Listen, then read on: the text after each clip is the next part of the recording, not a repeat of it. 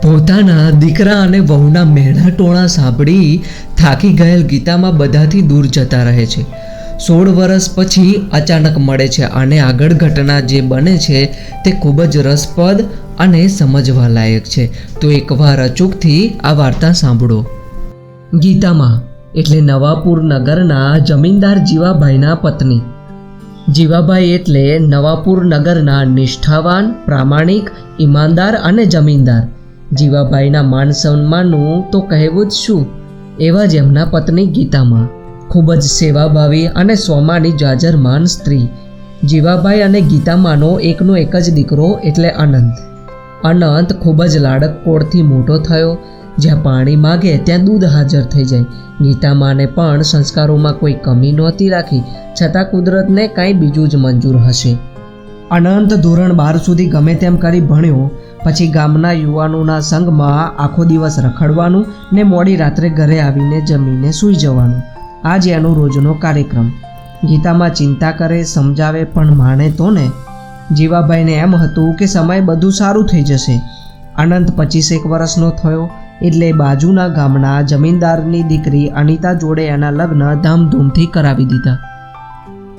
અનંત અને અનિતાના જીવનનું ગાડું ગબડવા લાગ્યું. બંને વચ્ચે જરાય મનમેળ નહીં. દિવસમાં ગમે ત્યારે વાતમાં ઝઘડે. અનંતે તો ક્યારેય જીવાભાઈનું કામ હાથમાં લીધું જ નહીં. બસ માત્ર મિત્રો સાથે મોજ મજા. લગભગ 2 વર્ષ પછી અનંત અને અનિતાના ઘરે દીકરાનો જન્મ થયો. નામ રાખ્યું દક્ષ. ગીતામાનો તો હરખ સમાતો ન હતો. વળી ગીતામાને ઊંડે એવી આશા પણ ખરી કે દક્ષ અનંત અને અનિતાને જોડતી કડી છે. હવે તો એવો સારું જીવન વ્યતીત કરવા મજબૂર બનશે. અનંત સારો પિતા અને અનિતા સુશીલ માતા બનશે. ગીતામાની આશા ઠગારી નીકળી. બંનેના ઝઘડા તો ચાલુ ને ચાલુ જ રહ્યા. વળી એક નવો દક્ષ ઉમેરાયો. દક્ષ રડે, કપડાં પલાળે, ઘોડિયામાં હિચકવાનું હોય એવા બધા કામોમાં નવો ઝઘડો.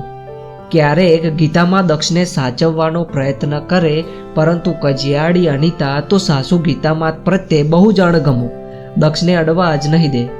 જીવાભાઈનો દિવસ તો કામકાજમાં પૂરો થઈ જાય, પણ ગીતામાં બિચારા જીવ બાળીને બેસી રહે. ઉચ્ચ વિચારોને વરેલા ગીતામાં વિચારે, આ મારા કયા જન્મનું ફળ હશે, એમ મન મનાવીને બેસી રહે. એક દિવસ ગીતામાના જીવનમાં ગોજારો ઉઠ્યો. જીવાભાઈ કામકાજ અંગે પોતાની જીપ લઈને બાજુના શહેરમાં ગયા હતા. સાંજે 5 વાગે પાછા ફરતા હતા ત્યારે જીપ પલટી મારી ગઈ અને જીવાભાઈનું સ્થળ પર જ મૃત્યુ પામ્યા. ગીતામાના માથે તો જાણે આભ પડ્યું. 12 દિવસ તો વીતી ગયા. જીવાભાઈના ક્રિયાક્રમ પતી ગયા. પછી ગીતામા માટે નવું જીવન શરૂ થયું. જીવાભાઈની કામની બાગડોર તો અનંતે સંભાળી, પરંતુ અનંતના એકેય કામમાં ઠેકાણા નહીં. ગામમાં અને આજુબાજુના ગામમાં પણ જમીનદારીની શાખ ઓછી થવા માંડી. જાણે કે જીવનના વળતા પાણી શરૂ થયા. ગીતામાને તો બહુ દુઃખ થતું, પરંતુ દીકરા અને વહુ સાથે એમને જીવન વિતાવવાનું હતું, તેથી ઘણું ખરું ખમીને રહેતા. ઘરના કામમાં પણ અનિતા ગીતામાને કંઈ જ પૂછે નહીં. નોકર ચાકરને પણ બહુ ધાકમાં રાખે. દરેક કામમાં છબરડા વાળે, બગાડ કરે. દક્ષને પણ વારે ઘડીએ ખીજાઈ જાય અને મારી પડે. વચ્ચે ગીતામાં બોલવા જાય તો કહે, ડોસી શાંતિથી બેસને. અને એક દિવસ તો હદ થઈ ગઈ. અનિતા અને અનંત વચ્ચે ઝઘડો થઈ રહ્યો હતો. ઘણીવાર સુધી ઝઘડો ચાલ્યો. ગીતામાંથી રહેવાયું નહીં. વચ્ચે સમજાવવા ગયા તો દીકરા અનંતે કહી દીધું, બા તમારે જે કરવું હોય તે કરો. અમારા જીવનમાં ટાંગ અડાવવાની જરાય જરૂર નથી. તમને ખાવાનું મળે છે કે નહીં? બેસી રહો ને શાંતિથી. આજ સુધી સ્વમાની ગીતામાને ક્યારેય જીવાભાઈએ ઊંચા અવાજે વાત નહોતી કરી. વળી આજ સુધી વહુના વ્યંગ તો સાંભળી લેતા હતા, પરંતુ આ વખતે તો પેટ જણો દીકરો. એમને થયું કે દીકરાના દિલમાં પણ મારા માટે કોઈ જગ્યા નથી રહી, તો અહીં પડી રહેવાનો કોઈ અર્થ જ નથી. તેમાં પણ ગીતામાં તો સ્વમાની. એમના સ્વમાનને લાગણીઓને બહુ જ ઠેસ પહોંચી. આખી રાત પડખા ફેરવતા રહ્યા. વિચારતા રહ્યા કે અહીં પડી રહેવાનો કોઈ મતલબ નથી. આ ઉંમરે મા બાપ નથી, ભાઈ ભાભી જોડે જીવન નહીં નીકળે. હવે જવું તો જવું ક્યાં? ખૂબ જ વિચારીને વહેલી સવારે નિર્ણય લઈ લીધો. હવે અહીં રહેવું નથી. હજી તો 50 વર્ષની ઉંમર છે, વળી તંદુરસ્તી પણ ઘણી સારી છે. કંઈ પણ કામ કરીને કોઈ ખૂણે પડી રહીશ, પણ અહીંયા તો નથી રહેવું. 4 વાગે ચિઠ્ઠી ઓશિકા નીચે મૂકી દક્ષને જોઈ આવ્યા, વહાલ કરી આવ્યા. દીકરા અને વહુને પણ બારણું ખસેડી જોઈને મૂંગા આશીર્વાદ આપી આવ્યા અને ખૂબ જ ઝડપથી નીકળી ગયા. નજીકના રેલવે સ્ટેશને પહોંચી ટ્રેનમાં બેસી ગયા.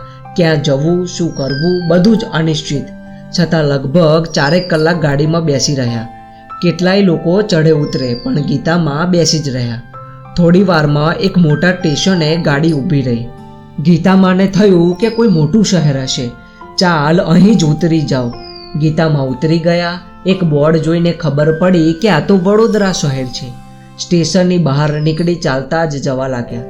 એક સોનીની દુકાન નજરે પડતા હાથની બંગડીઓ અને અછેડો વેચી દીધા.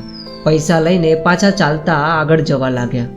ઘણું ચાલ્યા બાદ એમને 1-2 સામાન્ય સોસાયટીઓ નજરે પડી. ત્યાં કોઈ નાનકડું ઘર મળે તો ભાડે લેવા છે એવું વિચાર્યું અને તપાસ કરવા લાગ્યા. સોસાયટીમાં એમની જ ઉંમરના એક સ્ત્રી મળ્યા. એમની સાથે વાતચીત ખબર પડી કે એમના ઘરે ઉપરના માળે એક રૂમ રસોડું જેટલી જગ્યા છે. એમ પણ સ્ત્રીઓને દોસ્તી કરતા વાર લાગતી નથી. પેલી સ્ત્રીએ કહ્યું, મારા ઘરે ચાલો, મારા દીકરા વહુને પૂછી જોઈએ, અને જો હા પાડે તો તમે ભાડે રાખી લો. મને તમારા જેવી આખા દિવસ માટે બહેન મળશે. મારા દીકરા વહુ નોકરી અર્થે આખો દિવસ બહાર હોય છે, છોકરાઓ સ્કૂલે જાય છે. મારે આખો દિવસ એકલી જ પૂરો કરવાનો હોય છે. તમે રહેશો તો આખો દિવસ સાથ મળશે. 50 વર્ષની ઉંમરે પણ ગીતામાં જાજરમાન સ્ત્રી લાગતા હતા અને વાતોમાં પણ એટલો જ પ્રભાવ. ગીતામાએ તો પેલા દીકરા વહુને પોતાની સત્ય હકીકત જણાવી દીધી અને એ પણ જણાવ્યું કે હું અહીં બેસી નહીં રહું, કંઈક મારે લાયક કામ શોધી લઈશ. ઘર માલિક દીકરા વહુએ તો તરત જ ઉપરનું ઘર ગીતામાને ભાડે રહેવા માટે આપી દીધું. બહુ ઓછા સામાન સાથે ગીતામાનું જીવન ચાલવા લાગ્યું. સવાર પડે ને ગીતામાં વડોદરા શહેરમાં ચાલવા નીકળી પડે ને સાંજ પડે ઘરે આવે. એવું 4-5 દિવસ એમણે સર્વે કર્યું કે પોતે અહીં શું કરી શકે છે. એમણે જોયું કે પોતે જ્યાં રહે છે ત્યાં થોડેક જ દૂર 2-3 મોટી હોસ્ટેલ હતી, જેમાં કોલેજમાં છોકરાઓ રહેતા હતા. ગીતામાએ વિચાર્યું કે હું 5-6 છોકરાઓનું ટિફિન બનાવું અને એમાંથી મારું ગુજરાન ચલાવું. એટલું તો હું ચોક્કસ જ કરી શકું છું. ગીતામાએ તો ઘર માલિક દીકરા પાસે પોતાના કામની મંજૂરી માગી લીધી. પેલા દીકરાએ 4-5 છોકરાઓ પણ ગોઠવી આપ્યા. એમ ગીતામાનું ગાડું ગબડવા માંડ્યું. વર્ષો વીતતા ગયા. ગીતામાં પરિવારને યાદ કરી લેતા. તેમાંય નાનકડો દક્ષ તો બહુ જ યાદ આવતો. ત્યારે થોડું રડી પણ લેતા. ધીમે ધીમે ગીતામાને ત્યાં 10 છોકરાઓ જમવા માટે આવવા લાગ્યા. એમ દર વર્ષે ગીતામાં લગભગ 10 છોકરાઓ માટે જમવાનું બનાવે. એમ સુંદર મજાનું ગુજરાન ચાલ્યા કરે. ઘર માલિકના પરિવાર સાથે પણ ગીતામાં બહુ જ હિતપ્રીતથી ભળી ગયા હતા. જમવા આવતા છોકરાઓ જોડે પણ લાગણીથી બંધાઈ ગયા હતા. પૈસા આપતા મોડું કરે તો પણ ચલાવી લે, ક્યારેક જતા પણ કરે. એમ 15-16 વર્ષ નીકળી ગયા. ગીતામાનું કામ એક ધાર્યું ચાલ્યા કરે.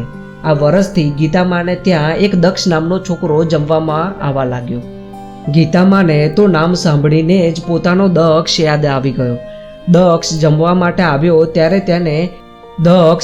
માટે આવે ત્યારે ગીતામાં રોજ પેલા દક્ષને એના ગામ વિશે, એના માતા પિતા વિશે પૂછે.